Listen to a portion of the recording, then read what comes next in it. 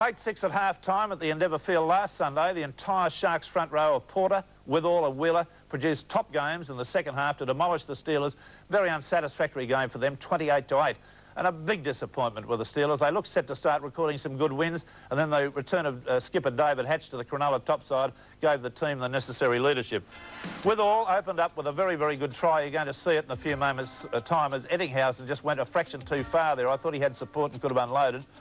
But you're going to see fairly shortly a very good run by Withall, and he was, I thought, quite definitely the outstanding player in the match, having watched the full extent of it. Nice pass out to Larder there, and Larder, the fullback, showing a clean pair of heels, goes right through the gap there. He also institutes a try later in the game. As you'll see, this Illawarra side can attack. They've got the ability to go up the sideline as they did on this occasion with... again, Larder, and a lovely long pass on the inside to Mackie, and Mackie in for a try.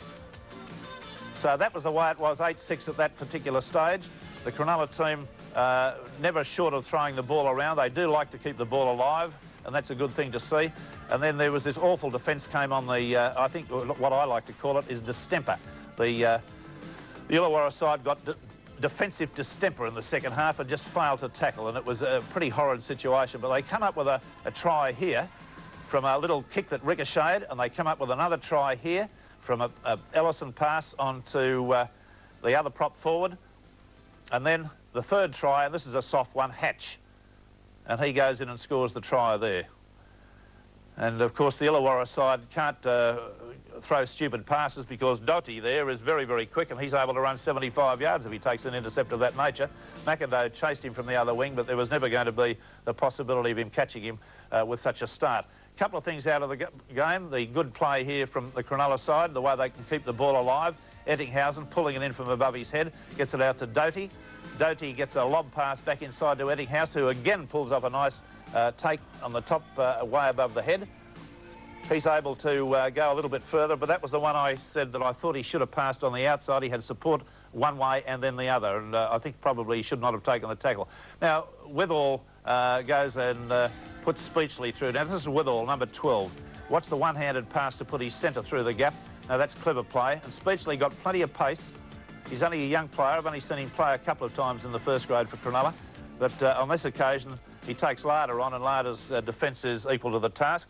Continuing on with another near try, and this is an excellent tackle again from Larder, who I've mentioned about 3 times. Here it is, and that's a first-class tackle on Ellison, the player who looked just as though he was going to score about underneath the posts. A good Cronulla, a bit of evasion here. I put this in because I can never do anything like this myself, and I love to see footballers so light on their feet. Watch Doughty. He actually runs backwards here, and then he goes forwards again. And that's a clever bit of football from the young wing three-quarter, who Jack Gibson's got a very, very big rap on. He seems to consider him a player very much of the future. Now, this near try to Ettinghausen, and we're going to see a very strong bit of defence, and that name I keep mentioning, Larder. Watch him come over and bang him over the sideline, not over the sideline, nearly out of the ground. Knocked him about 7 or 8 yards over the side there, and Larder's name, as you'll recollect, keeps coming up. This young fella came from Darwin originally. I think he wanted to play with Manly, and then for some reason he got sick and tired of the big smoke and went back to Darwin, and now he's turned up at Cronulla and Illawarra and doing very well. And again, showing his very good reflexes. It looks like intercepts are all the go these days. It was a Mannix pass that went astray, and Doughty shows a clean pair of heels and was able to take it on right down the field, 75 yards away. Just in mid-glass of water there. So that was a good game if you're a Cronulla supporter. A hell of a game for the Illawarra coach Smith, because he's seen his side fall very much in a heap. Well, the wheel has temporarily come off the St George machine. I say temporarily, and